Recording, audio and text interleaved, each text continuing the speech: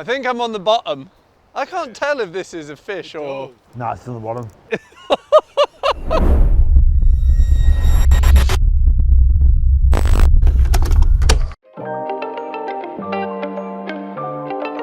Proud Mary Coffee is about two things: killer coffee and killer food.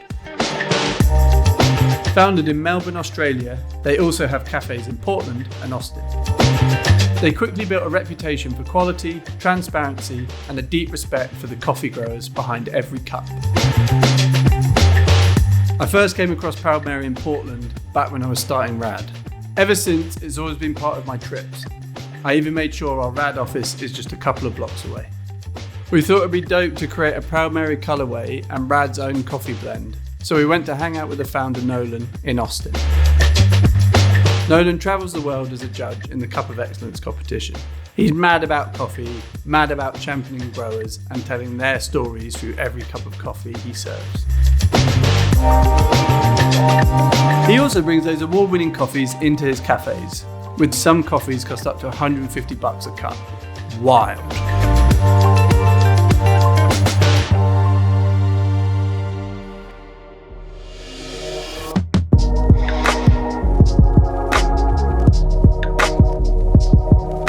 What were we trying? I think what might be fun to look at is some competition coffees.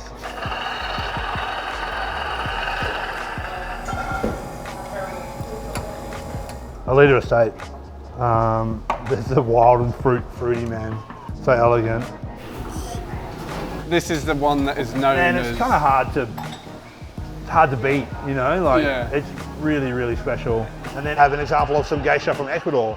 So we're looking at the same varietal, and then this is going to be the winning lot from Mexico. Same varietal again, geisha, right. But now we're looking at that varietal in Mexico. Here, what you're trying to do is really tell stories. Yeah, so I mean, like you can see that they're all portrait shots, right? Yeah. Because they're all human beings, and it's really nice to try and like connect with human beings. Like we kind of, Yeah.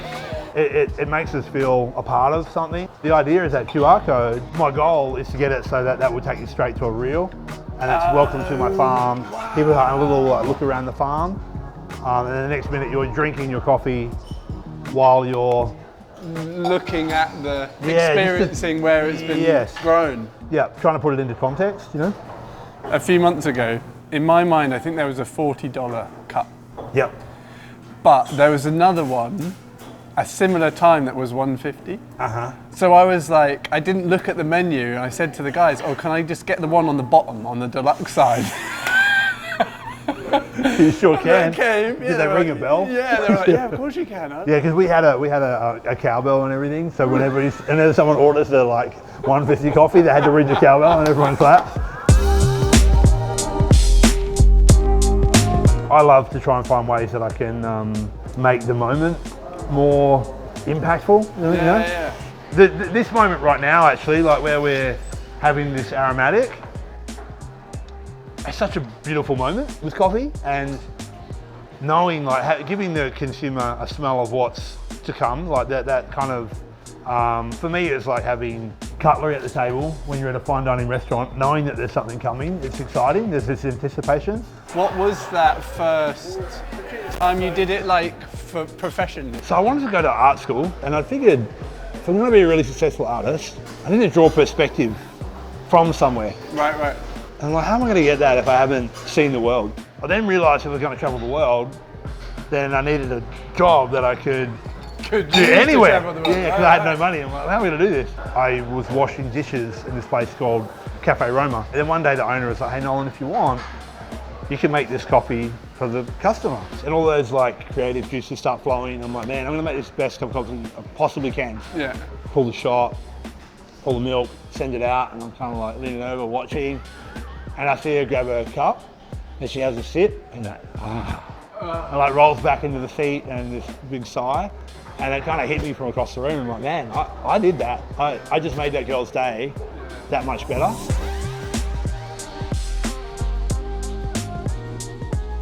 The thing about these coffees is the flavour explosion in your mouth.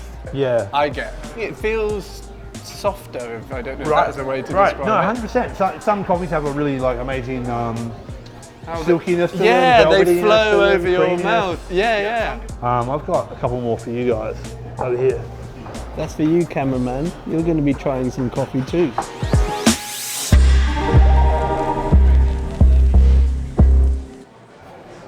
I won the West Australian Barista Champs 2007. Got an opportunity to go to the US, travelled from LA all the way up to Vancouver, Canada, and back, buying records and drinking coffee with like the best baristas in the US. Someone handed me a menu, and it was like, fuck, this is like a wine list, but it's coffee. Like, that makes so much sense. Wow. And at the time, it was not like that in Australia, you know. And if you went to any barista in Melbourne back in 2006 and you said, hey man, hey dude, what are you serving? Oh, can't tell you that. Really? That's a secret blend that we've been working on for 2 months now with our roaster, and only we have it, which was code for a bunch of friggin' lies. You don't know what's in it. Yeah. Same that everyone else has got, it's just been rebranded. And so we put a chalkboard up and we wrote what was in the blend, and we wrote down these single origins, and we had this machine called a clover machine. I saw it in the US. Everyone's like, you're crazy, man. No one drinks filter coffee in Australia. Why would you spend $14,000 on this machine? I'm like, exactly. No one's drinking it. No one does it. Yet. And then what is the importance of the food component? Yeah, so that first job in Christchurch in New Zealand that I started working, that was a breakfast and lunch place 7 days a week. I really felt how freaking cool it was for me to be serving these people that were starting their days in a way that was like, man, that's so cool. They have a fresh juice, they got this killer coffee, having a nice meal. You fucking won. You already won, dude. Yeah. It's like 9 o'clock. You're good, you know. Yeah. And so like, that's what a great way to Start the day. Yeah. I had a friend that was like, hey, you should come to Portland. Come have a look. Come see what's happening. And what, really, he said that to you? Yeah, he was like, really, you should see what's going on in the US. And that summer, we came across Portland in August as a family. There was a couple of brunch places that were doing breakfast really, really well actually. But the coffee program was like, yeah, it was like whatever. And then there's a couple of really good coffee shops that have really good coffee program, but like sad croissant and an old lemon coffee Freon. I'm like, man, there's definitely this gap here. So it was this opportunity, like a Peter Pan moment, where I'm like, I don't need to get old. I can like keep staying young by like having this new audience. We got to the point where I was like, okay, now we're ready to start designing the shoe. And of course, the place I went to was Portland, because that's where all the best designers and makers are. On the same street as Proud Mary was the guy, Tom, he's now our head of design and innovation. Yeah. He had a little studio, and for months he'd been ignoring my emails. Right. So I was like, fuck this. And I just flew there and basically went to his door and banged on the door. The first place I went after that meeting was Proud Mary and got an amazing coffee. And so everything I associate with Proud Mary is like the moment of realizing R.A.D was going to happen. The constant theme seems to be innovation. Right, yeah. Right? We It's like, like, we have 4 values that we kind of like try and live by. Fire, we call it, fire values. F, fun. If we're not having fun, what's the fucking point? What are we doing? Yeah. Innovation. Yeah. We kind of have to make things to be able to do what we do at the level that we were trying to do. We want to do, yeah. Relationships and education. Yeah. That's fire. Yeah. That's super cool. What are you going to order? What's the staple? Yeah, a bunch of things, man. You guys going to eat too, right? Yeah. All right, cool.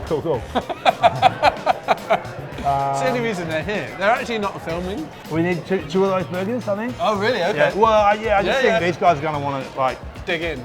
They're going to want to tap that. Okay. No way, wontons. Holy shit.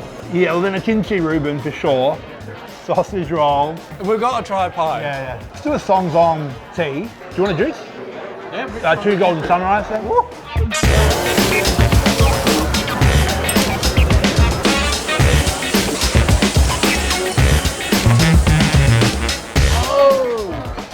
What's that one? Where do you want to start?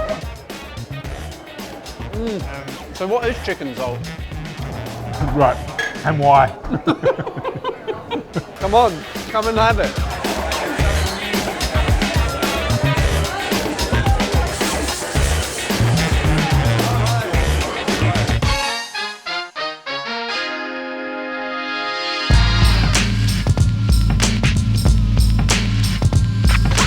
After getting through all that banging food, we wanted to figure out what the R.A.D blend would taste like. Just go ahead and have a little whiff. Oh wow! I wanted to I mean, it could be a good opportunity to get the vibe from you guys, what the goal is out of the blend or what you want from it. The thing for me, and this is the whole reason why R.A.D exists, is a representation of the emotion you feel post doing sport. Right. It was about bringing the light and the joy and reflecting that endorphin hit you get post-workout. That's what I wanted to capture in the brand. Yeah. What I would love the coffee to be, it's meant to kind of also mimic that feeling you get post-workout. Right. So it should be light, it should be fruity, it should be joyous, fun, all those things that we associate with training. But I like the idea of calling it pre-workout.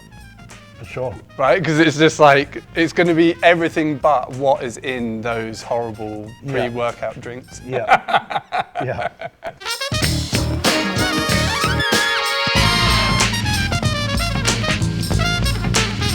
What I would do is have a little slurp.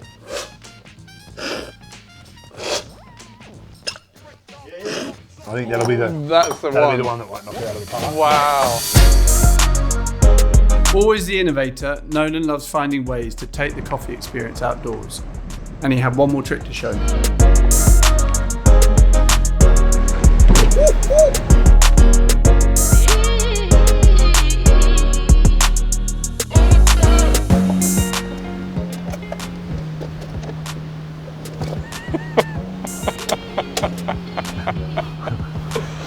Look at it.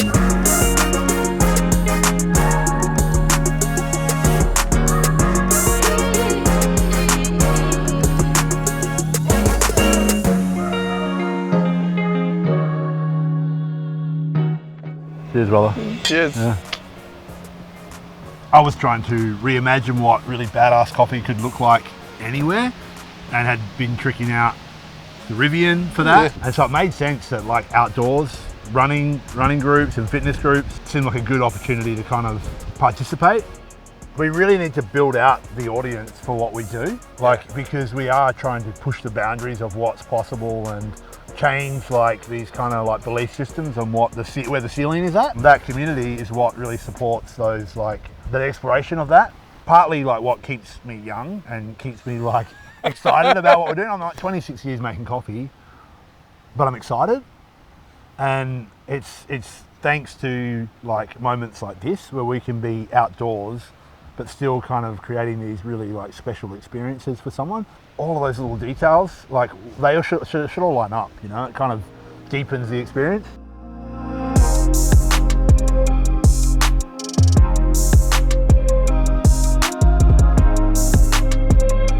Very relaxing, isn't it? Yeah, for sure.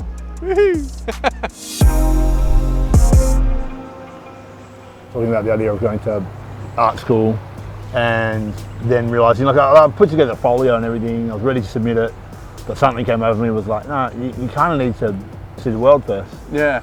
And really it is like gathering perspective so that you can create.